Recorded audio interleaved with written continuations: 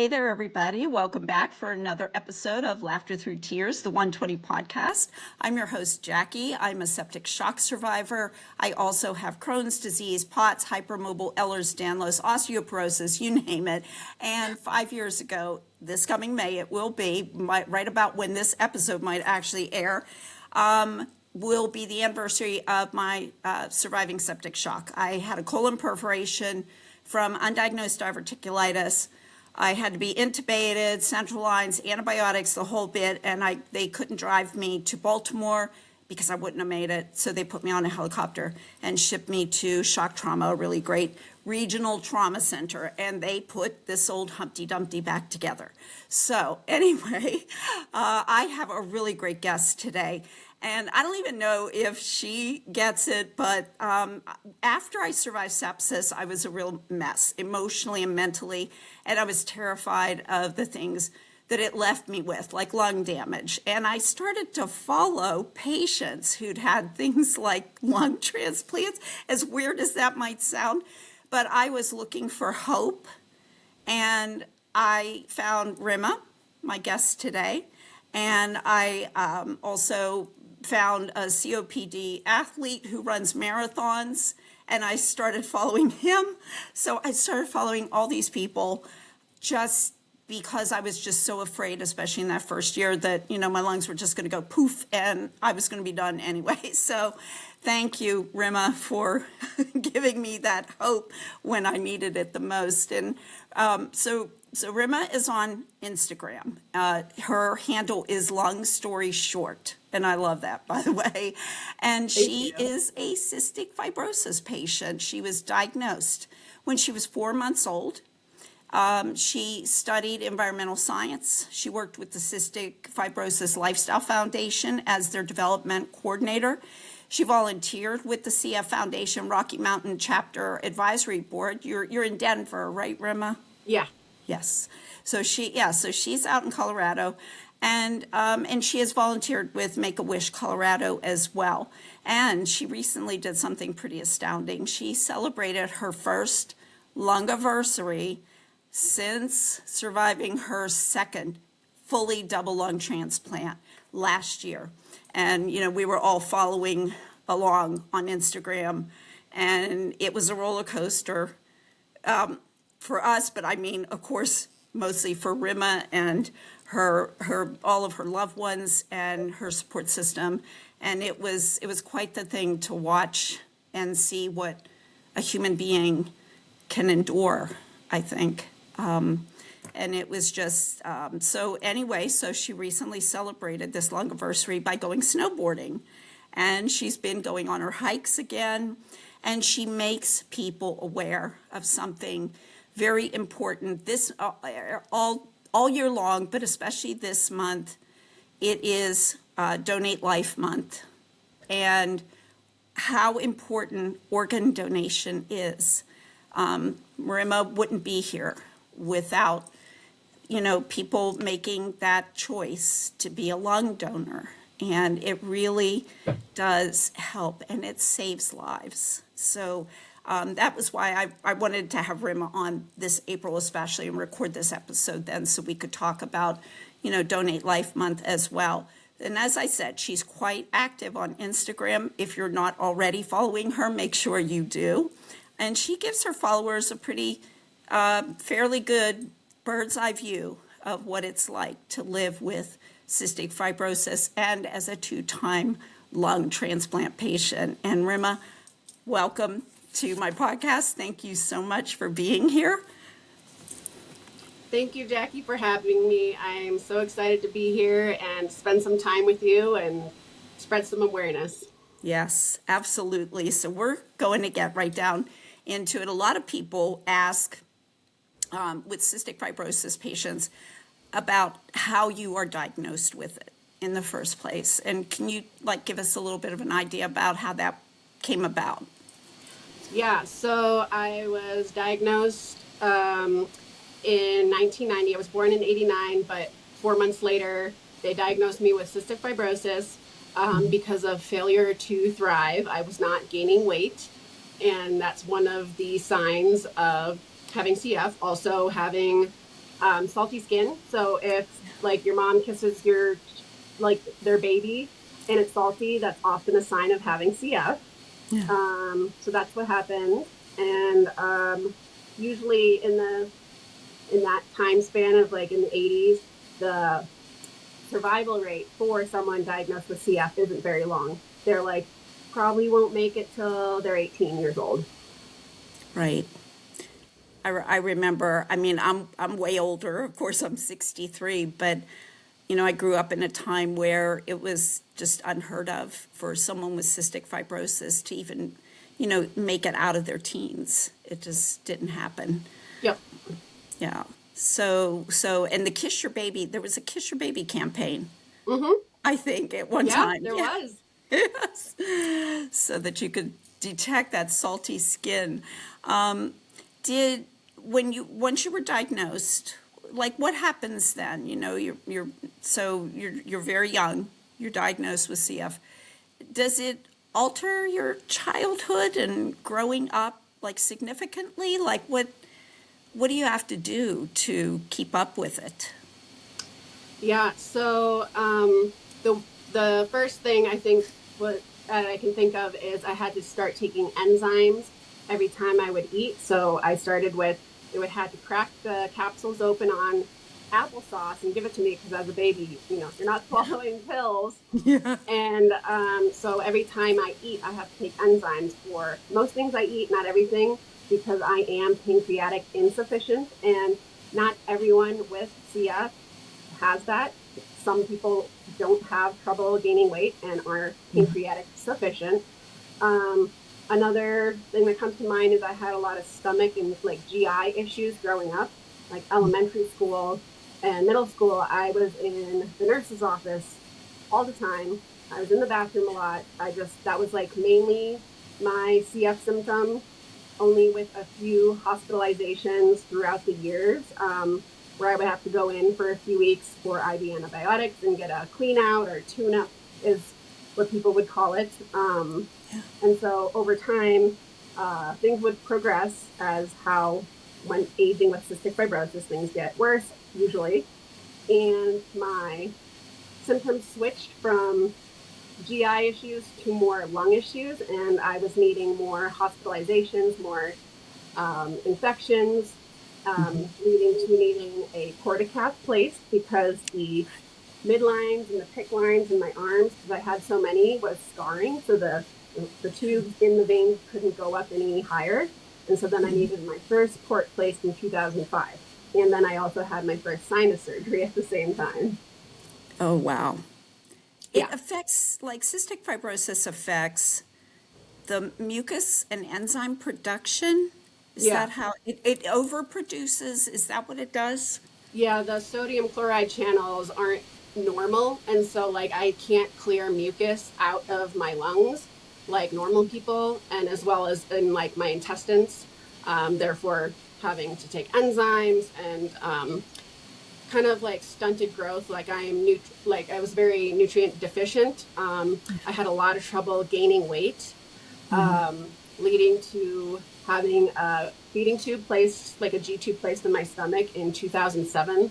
So I was like a junior going into high school, senior year, needing a feeding tube placed. So that was really fun. Wow. And going through junior and senior high school is hard enough.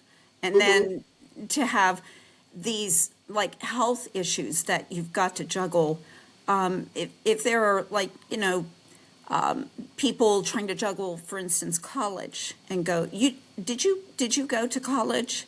Yep. You did. Yeah. How, like, some people really have a hard time, I think, especially when they're in college, because mom isn't watching that much. You don't have mom and dad there, Yeah. and you're kind of on your own. And how do you figure that out with a disease like cystic fibrosis? So, in college, I was like, I am not going to miss any days in class because I missed so much school in high school and middle school. I like was determined to like show up every single day, regardless of how I felt. I did end up needing IV antibiotics every few months, basically, throughout my 4.5 years. So that was challenging, needing a home care nurse to come get labs throughout the week. I would do my own port changes, so that really helped. Yeah. Having deliveries for medications was challenging because they would have to be delivered to the mailroom. And then getting that and carrying it was heavy, so I would always need help from my friends to help carry stuff to my car. And being at school where there's germs everywhere was also another added challenge because I would get sick more often. Right. And I would be the one in the back of the class coughing a lot, and I would get a lot of people turning their heads to look at me like, why are you coughing? Like, why are you here? Like, if you're sick, and I always have to tell people, I'm not contagious. This cough, you cannot get this cough. This is just part of having CF. You know, the disability advocate in me comes out now when I ask you this question. Were people understanding, like other students or your professors? Were you able to advocate to your professors, like, and explain what you had? And was there understanding? Yes. Yeah, there was. Usually at the beginning of every semester, I would go to my teachers, my professors, and like give them a heads up, like, hey, I have cystic fibrosis. I will be coughing during your class. And I might end up being sick more often, and basically just told them what was up. And then my students and friends were understanding, the ones that I actually talked to, but like the people in my classes that I've never talked to obviously would give me looks during class. Right. Yeah. In college, you're just in classes with everybody, you know, not just your core group, but yeah, there's a whole bunch of people in there. I'm glad to hear that the professors were accommodating because I think in the general population, there's a belief that if you have a serious illness or a disability, you can't, like, you won't be in college. You won't find people like that in you know, getting advanced degrees and everything. And that can't be further from the truth. I mean, just having cystic fibrosis or having survived sepsis or having been a quad amputee or whatever, that doesn't affect your brain. It doesn't affect how you think. So, you know, hopefully people who are listening to this episode in particular can help us spread awareness around that too, because it's just nice the more and more that you see a diverse group of people reaching for the stars and trying to get these degrees and going for careers and everything. It's just all that much better, I think. Now, so you had your first double lung transplant in 2017, right? Yeah. Okay. And were you on, I'm not real familiar with that one because I found you, I think it was 2019 or 2021. Yeah, the year I survived sepsis. So what led to needing the lung transplant?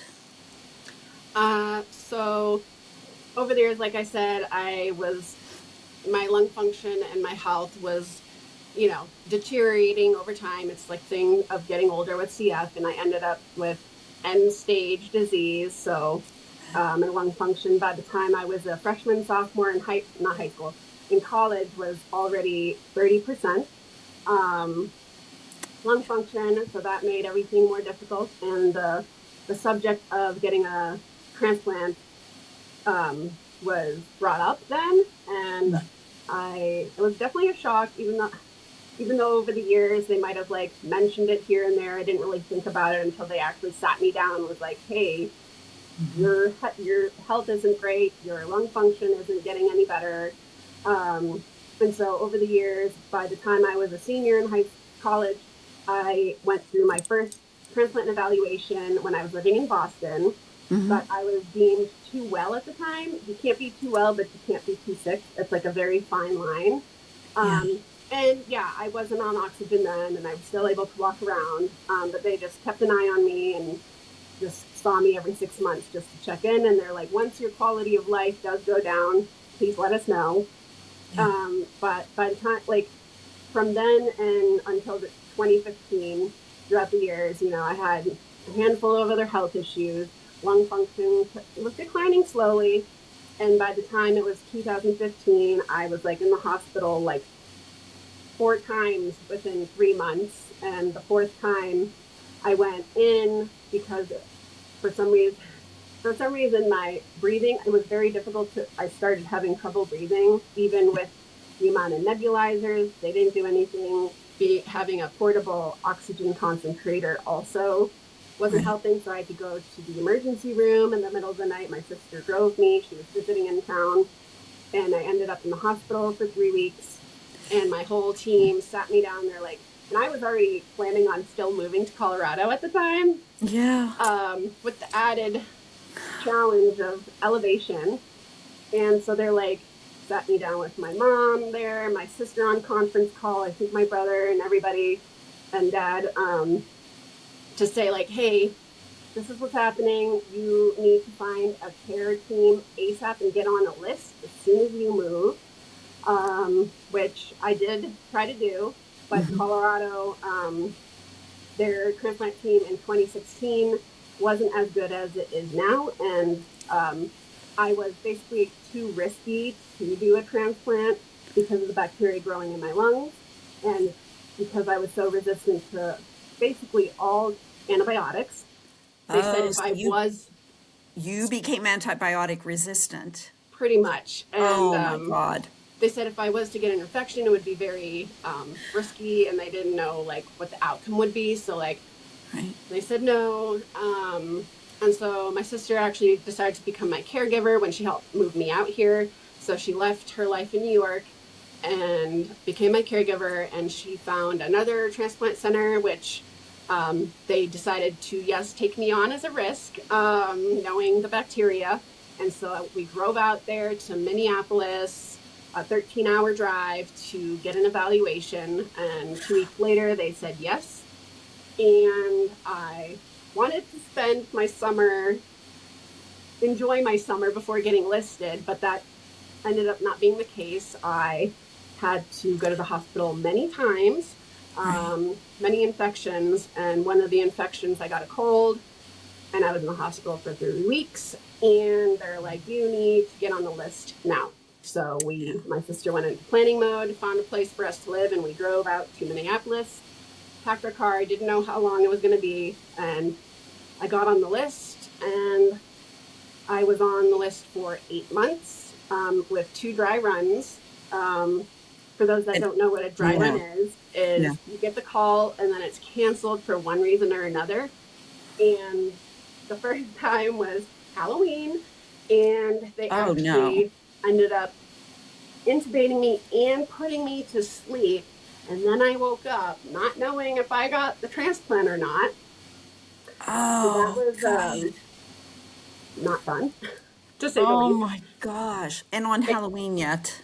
Yeah. And so because they intubated me, it like stirred stuff up. And the following week I was getting fevers. And so it caused like an infection.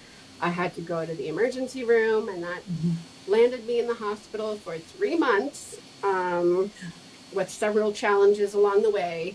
And then I was able to go home. And my second call was on April 1st. April Fool's Day. No joke. Oh my God. And luckily they canceled within 7 hours. So I didn't have to be put to sleep. It was like before my second shower. They make you like take showers with this like crazy soap called HipaCleanse. Yes, the antibacterial soap. Yeah. So I got to go home after that. And then I received another call the day before Mother's Day, and then got my transplant on Mother's Day. Wow. Oh, what a gift for your mom. Yes. Gosh. So that was quite a few months waiting. I mean, from, before Halloween all the way through into spring again, almost summer. So the transplants don't happen just like that. And Another thing I'm glad that you mentioned about, being antibiotic resistant, because a lot of the sepsis advocacy work we also do is we push the importance of awareness of antibiotic resistance, especially because patients like you, I actually think the president of the CF Foundation was down on Capitol Hill with us a few years ago, and we were speaking to Oh, the wow. legislative staff members. Yeah, Mary, I think her name was. I think she's still the president, but she was there, and we were talking to legislative staffers about the importance of antimicrobial resistance. We don't have a whole lot of new antibiotics coming out, and patients like cystic fibrosis patients take antibiotics quite a bit. You have to for the infections, Hmm. especially in your lungs. So Yeah. just so that our audience understands that as well, that, if there were ever, besides also lung donation, that is also, something that we would always welcome more advocates for AMR awareness and for legislators to do something about it. And there are several who are kind of I've been on the Hill recently. There are several legislators who are making that like one of their prime a high priority on their list. So we're, grateful to hear that. And so you get the lung transplant on Mother's Day. Hmm. And what what are the biggest challenges like with transplants, and is there anything easy about these things? I can't imagine there is. Uh, no, not really. It's also known as trading one disease for another to get a transplant because it's like, yeah, it's fixing certain issues of what was causing you to need a transplant to begin with, but it's also a whole other set of issues because of the transplant. So the first year is usually known as the risky, like that's when most of the problems are going to happen, or with the first year. And it's also very important to make it to the first year. Like some people, that's when rejection happens the soonest. I had a bunch of like issues from the medications, like my white blood cells tanked, and I needed like Neupogen injections, which is like man-made white blood cells, and that would cause like fevers and bone pain in your lower back. And I ended up having to go to the ER a few times because of that. Um, I also became very weak and had no appetite. And at one point, I like couldn't even get out of the bed, and my friends had to come get me and bring me to the hospital. And I guess, yeah, I needed a blood transfusion because my hemoglobin was very low. It was like down to 6. So I was very lethargic and was in the hospital for like a week at that time. And then another time I was dog sitting and I started to feel very, very cold and my face was red. And I was like, oh gosh, I don't have a thermometer. I had to go get one. And my temperature was like 103. I was like, oh shoot. So Uh-huh. then I Oh had to go to my. the ER, but I'm like, I had to take a Lyft, like a Uber, Yeah. because I was like, I can't drive. I feel that ill that I do not feel safe driving. So I Right. took a Lyft to the ER, and then there they like did all the, like the infection markers, the blood cultures, and they're like, "Oh, you have sepsis." Which, So yeah, I you're spent also a more at risk, right? yeah, and I spent a week in the hospital. I don't really remember a lot of it because I was so out of it because of the sepsis. Um, It kicks your and butt. yeah, and we discovered, or they discovered that it was because of the port that I still had caused the infection. So they had to take it out like a month later. Right, right. Hmm. And it doesn't cure your CF, right, to get the Correct. new lungs. No, And I still yeah. have CF everywhere else. Yeah, yeah. But by by the time I found you in 2021, you were just this amazing force of nature out there hiking and climbing mountains. And I'm going, wow, this girl's she has a double lung transplant. Look what she's doing. And what is it? How do they know the lungs will be a good match for you? Like how, I'm trying to formulate the question and I can't think of how I need to put it, but what has to go into them determining that, yep, these lungs are going to be the best fit for her? They usually, first it has to be a blood type match. Okay. You have to be the right size. And then like antibodies, like your immune system, they like test the lungs to make sure like it would be a good match. And as long as it's not like risky, the lungs can sometimes come with an infection, which is why they had to cancel for the first dry run, because on site they looked okay, but once they actually had them in their hands in the hospital, they looked very inflamed, and they were like, this is not a good thing to put into someone who's already very, very weak and sick. Yeah. So that's one of the things that they do. They sometimes will, if the lungs are a little too big, they'll apparently shave off some to make it fit, which I think sounds pretty Sort of crazy. like how they'll do a lobectomy. Sometimes if someone has a lung tumor or something, they can, yes, they can actually remove a piece of your lung and it still works. Wow.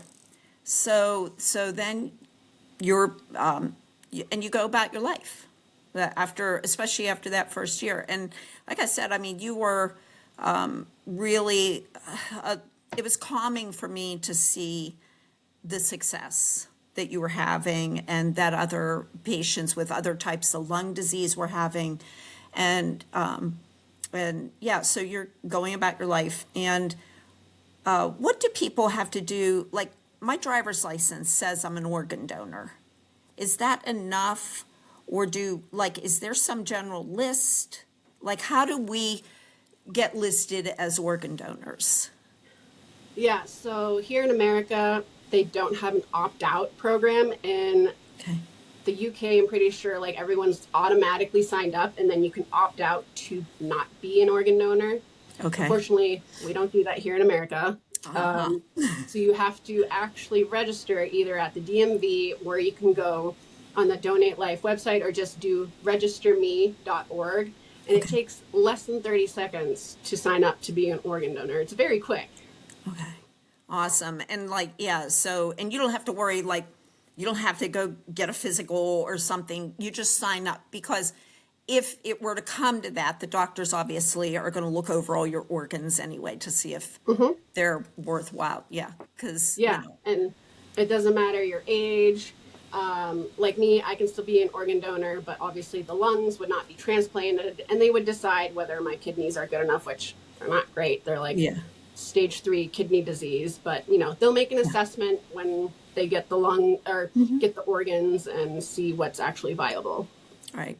I always figure like they could take my corneas and stuff, because they probably won't want my colon, because I already lost half of that in the sepsis thing. Yeah, like corneas, your tissue, your skin, ligaments, stuff like that. Your like certain people's intestines. Most things can be transplanted. There we go. Yeah. So there you go, guys. It's simple, easy process. And so we do have, me and my family, we have the little yes for organ donor on our driver's license. And so you yourself, you started to struggle, I think it was the fall before last fall. And I was following you, and you were starting to have trouble. It was when you were hiking, right? And you were feeling breathless. Actually, it's funny because I went hiking, and then a week later, I was like carrying stuff in from the car. I was about to dog sit for my friend, and I was like, why am I out of breath carrying stuff like that? That wasn't a thing that was happening for me. Did you go to see your lung doctor in Colorado? Because I know eventually you wound up at Duke. Yes. So that was on a Sunday when that happened. And then that following Tuesday, I already had scheduled appointments for transplant clinic, coincidentally. So on Monday, obviously, I called my team. They're like, oh, okay, well, good thing you're coming in tomorrow for PFTs and labs and everything. So that's what I did. And just to give you an idea, so that was in September. In June, my previous lung function from the PFTs was 108, and that That's September amazing. was 60. It like dropped from 108 to 60. So that was very alarming and concerning. Um, and I immediately thought, like, oh, shoot, is this rejection? Even though some people are like, don't jump to conclusion, it could be something else. I was like, what else would have caused Right. that big of a drop? Yeah. So I was Ugh. spiraling, of course, very anxiety inducing. And we scheduled a bronchoscopy to check that out, get biopsies. And of course, the results take a little bit from that. They also did a clinimmune blood test, which tests for rejection. Right. And it was like a week or two before they were like, okay, you have, so it's called donor specific antibody mediated rejection, DSA AMR. And so they were going to treat it with a 3-day steroid burst of like solumedrol infusions, 3 days back to back. And that ended up not doing anything for me. So, and all the while my lung function was dropping every week. And by the time beginning of October, it like dropped, it kept dropping. And they're like, okay, let's bring you into the hospital for 2 weeks. Let's try some treatments and infusions. And so I did 8 sessions of plasmapheresis, and I did Rituxan infusions, RAT-G infusions, carfilzomab infusions, some other steroid injections. They had to put a lovely line in my neck, one of the Oh, main yeah. Oh, arteries. oh It God, was I remember horrible. that because it was just like sticking out It there was like and right here all the time. It was oh God. horrible. My hair kept getting stuck, like I couldn't sleep, and like it was a pain in the butt. And I Yeah. had that in for 13 days. And I did not feel any better at the end of the 2 weeks. I actually Yeah. ended up having a blood clot in my SVC. So I needed to get a brand new port placed because I didn't have one for years because I had to get the one removed because of sepsis. And Yeah. so September 29th, I got the port placed, and a few days later, I was inpatient. So I was very sore to get it accessed. And for some reason, within a week or two, I got a blood clot in the SVC at the end of the port line. So then a few days later, after letting me go home, they decided to remove it. I thought they were just gonna wait for blood thinners to do their thing. So they Yeah. did like an angioplasty where they went in through the groin and actually took the clot out. Yeah. And the clot ended up being bigger than what they thought from the imaging of the CAT scan with the contrast. Sorry, Yeah. with contrast. And they showed me a picture of the clot, and so that I had blood clot issue in my SBC from a previous port in 2013 that I needed a mesh stent placed. And over the years, and because of this blood clot, it had narrowed and it was closing in. They're like, you're going to have to get this replaced at some point. And Oh my God. they ended up doing it during my second transplant. They reconstructed it with bovine, which is cow, I believe. So I have like a Yeah. cow piece in me of some Yeah. kind. Oh my gosh. Yeah. It's like they use those little pig valves or something for Hmm. people's hearts. Yeah. Yeah. Wow. And yeah, and you decided to go to Duke and because they do more of the repeat double lung Yes. transplants. Yeah. They're basically the pros. They're one of the top transplant centers in the country for transplant, especially redos. Colorado, unfortunately, does not do seconds. They actually, my doctor is from Duke, and so she's in contact with Duke a lot. And she was able to put my referral in and try to get things moving quickly because of how rapidly my lung function was declining. Yeah, you were going down fast. It was very scary. Yeah. So then we decided, okay, I need a second double lung transplant. This was like in November. And then everything, she put in the paperwork and I had to wait for insurance approvals and this and that and medical records to be sent over. And it felt like forever. I'm like, am I going to make it in time? Like, I feel like Yeah. things need to move faster. And so December 1st, we're like, okay, scheduled for that week for transplant evaluation at Duke. Mm-hmm. And I was so sick already. I could barely do anything without being short of breath, brushing my teeth, brushing my hair, showering. I had to sit down to brush my hair. I had to get a shower chair. Yeah. I had to start, I couldn't really sleep flat anymore. And so I was like, I can't be traveling back and forth from Duke. Like, if I'm going, I'm staying there and hoping for the Mm-hmm. best that they can do it. Yeah. So we just went with a few suitcases with stuff and did the evaluation. And they ended up doing a lot more testing and appointments after. So Mm-hmm. it took longer to hear if I was going to get listed. They also wanted me to gain more weight because of all the weight I lost Right. That and was was a real losing. issue. Yeah, you were really having a hard time putting on weight. Yeah. So that was scary because like they're like, you need to gain more weight. And it kept going down. I could, even though I was doing tube feedings like all day, every day and at night. So like 24 hours a day, I was doing tube feedings and I Yeah. wasn't gaining any weight. It was crazy. Yeah. And you had to, like, you all had to leave your life in Colorado, and your sister came along too, right? Yep. Yeah. Yeah. She came like 2 weeks after, but she drove my car out to North Carolina. So we'd have a car there. And also, like, ahead of time before we left, we like made a pile of stuff that we would want. So she like filled the car. She drove out there and then she stayed for a little bit, went back to Colorado for um, a few weeks, and then came back out for a few months Mm-hmm. until I got the transplant. So that was awesome. And my partner, Chaz, he's the Mm-hmm. one who flew out there with me and he was my main caregiver. And it was actually He's his first, amazing. yeah, he Yeah. was. And it was his first rodeo of me ever being sick. I was healthy the whole time, basically, that we were together. Right. Right.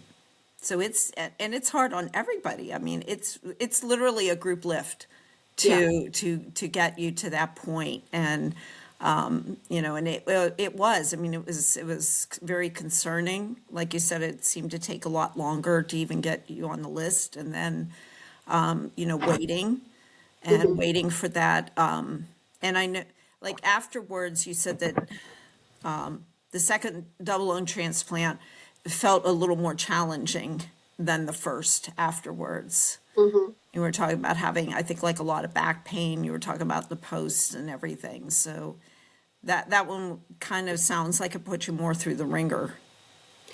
Yeah. The second transplant, just because the chronic rejection was so aggressive, Right. it was really hell on earth. Like it was miserable every single day. I lost so much weight that it hurt to even sit in bed. I was basically bedbound. Besides going to pulmonary rehab every day, I couldn't eat. I was nauseous every day. I was throwing up multiple times a day.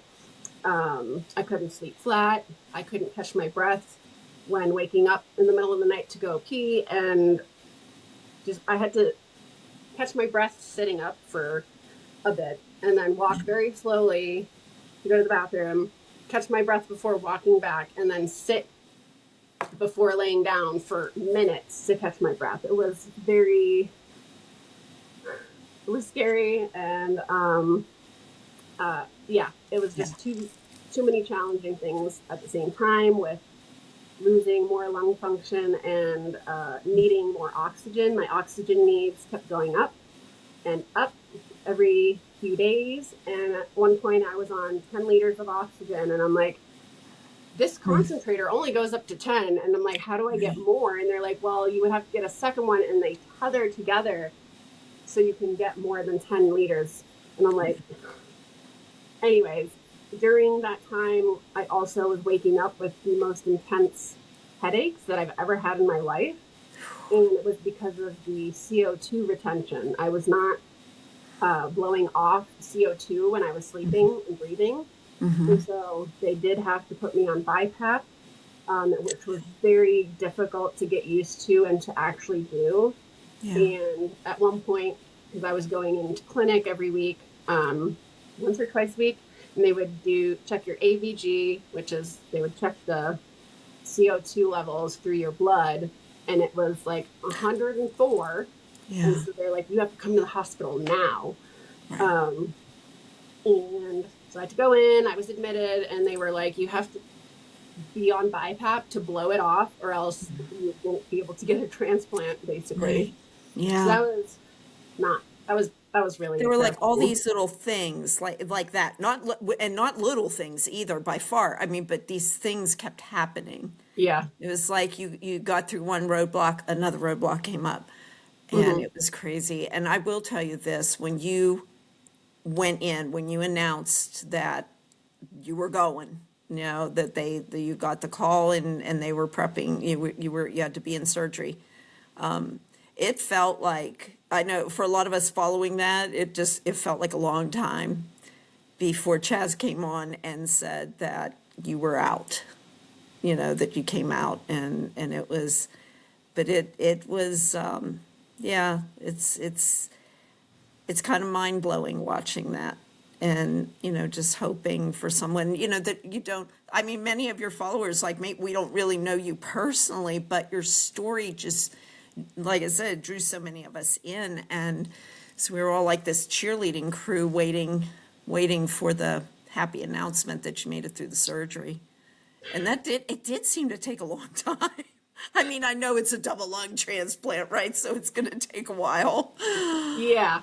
Yeah. I mean, the timing couldn't have been more perfect. Like, I went in on a Friday for the CO2, and then I get a call at like 6 a.m. on Monday. And I was already at the hospital, so that worked out. It was Um, convenient. and I had to wait a few hours to hear if it was going to be a dry run or if it was a go. Yeah. And I like wasn't ready. I was like, I need a shower. Yeah. I need to like wash my hair. I need to shave my legs because it's like, Yeah. once you get the surgery, that's not happening for a You're not long doing that time. for a while. Yeah. Um, but then they're like, nope, it's happening. And yeah, I recorded a little video being like, hey, it's happening, guys. And then they posted it after I went. And Yeah. I don't remember exactly how long the surgery was, maybe like 7 or so hours. Yeah. Um, but It was a because while. of, Yeah. yeah, but because of second transplants, the scar tissue, that can cause a lot of bleeding. And I was afraid of that, and it did happen. And I received like 18 units of blood because of it.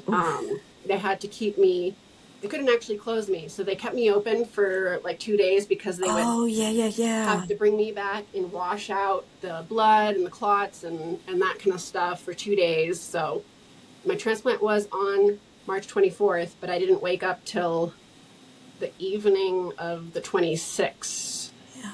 I believe. Singing Sabrina Carpenter. Wait, Yes. what were you singing? Yeah, they put on music and I was like lip singing to it, Yeah. which is fun to watch now. Yeah. Yeah. So all of this, audience, this is what transplant is like. This is what patients go through. And this is what their families go through.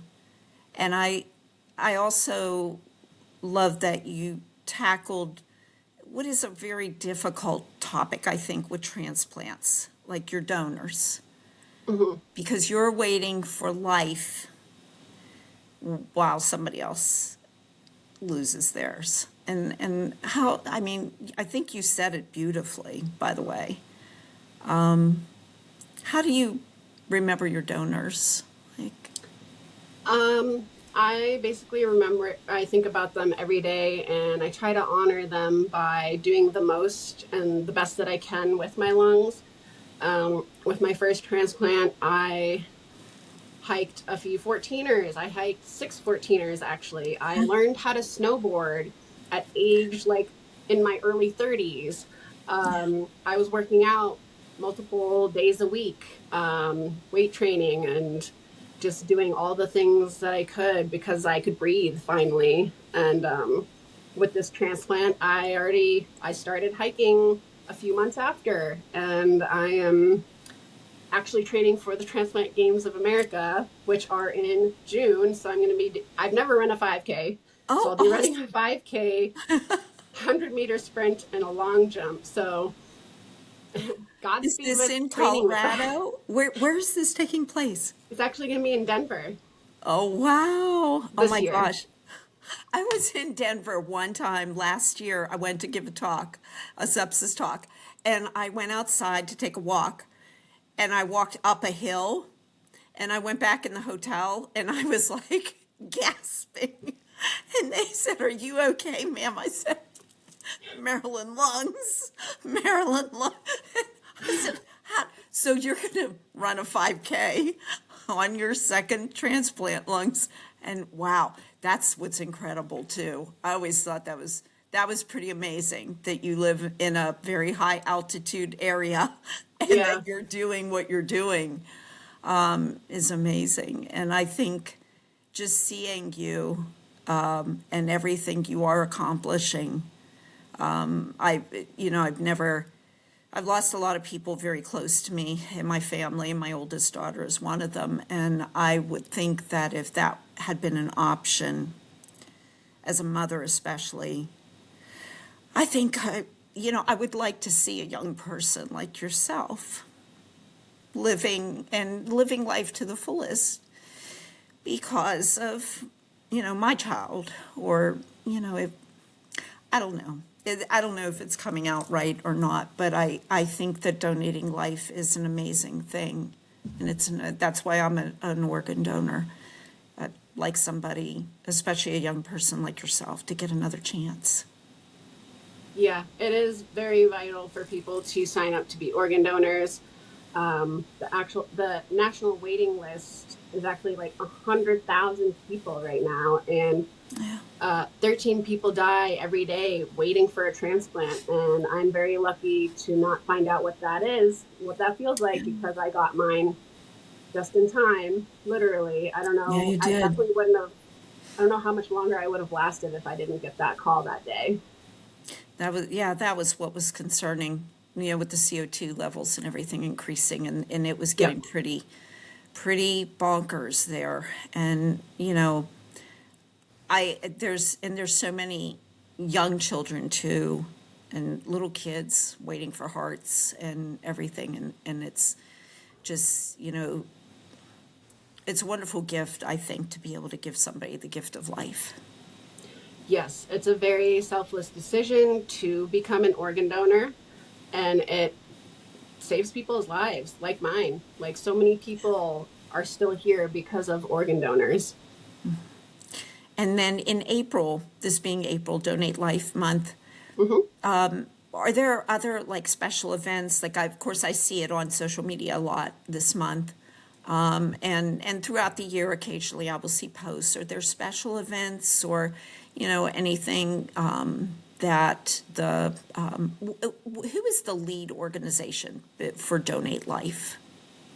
Well, there's Donate Life America, and then states will have their own Donate Life. So Right. Colorado Donate Life is actually, they go by Donor Alliance, Okay. and they have an entire like building here that I visited, and it's really cool. And they actually have a separate building to where, so they actually go and procure the organs from sites, and they have like a medical facility where they perform the surgeries to harvest the organs. I hate the word harvest. It's such a terrible Yeah. word, but that's what they call it.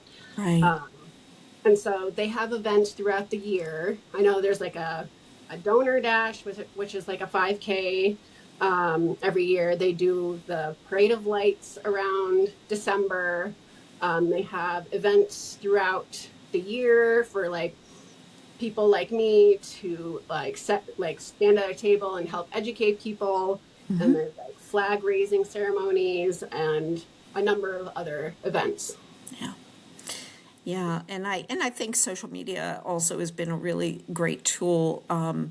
Like, I didn't realize, I saw sometimes you'll see someone with their family member and they're doing like a donor walk in the hospital, or to honor the donor, Hmm. as they're on the Yeah. way to donate organs, and that just, I mean, my God, if that doesn't really get you, Oh, that makes me cry when I see those. I'm like, yeah, yeah, the honor just a walk, yeah. tearjerker.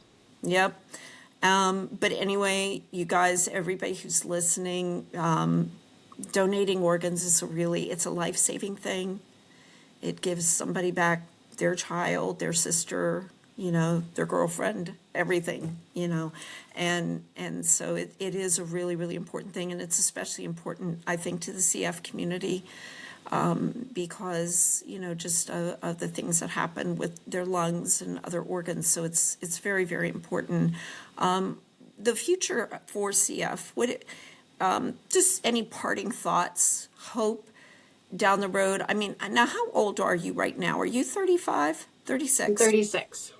See, that right there is amazing. Again, I'm 63 and I did not ever see CF patients live past their early teens. And here you are, you're 36. There's another CF patient on Instagram, Stephanie, who had the big parade and party. She's a Canadian, but she had a big parade and party when she turned 40.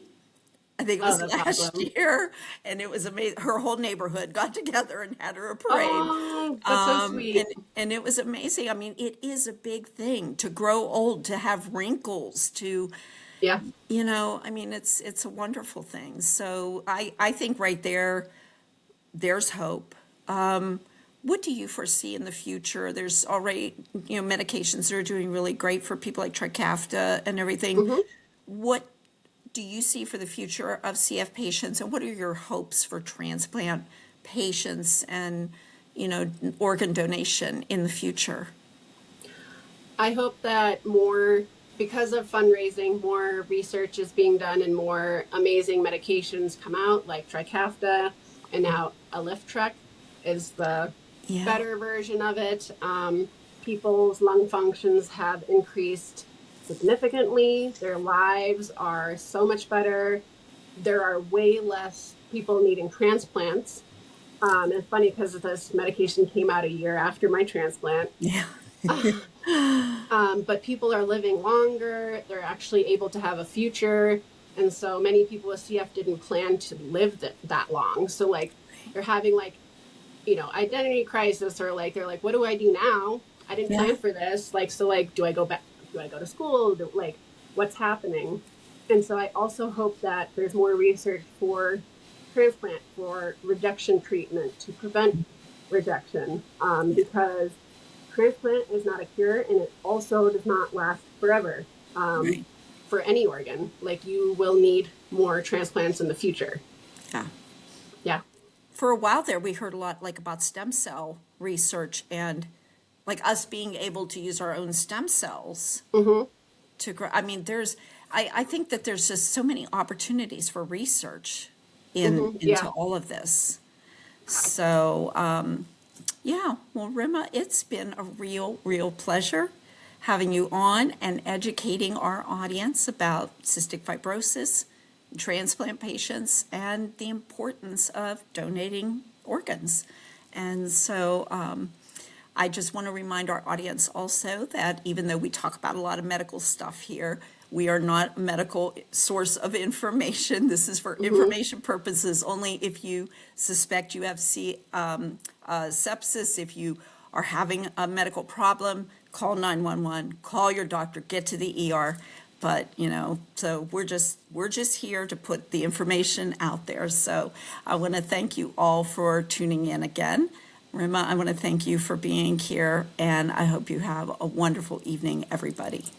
Thank you so much for having me, Jackie. This was a delight, and I'm glad I was able to spread more awareness and just share my health journey with everybody.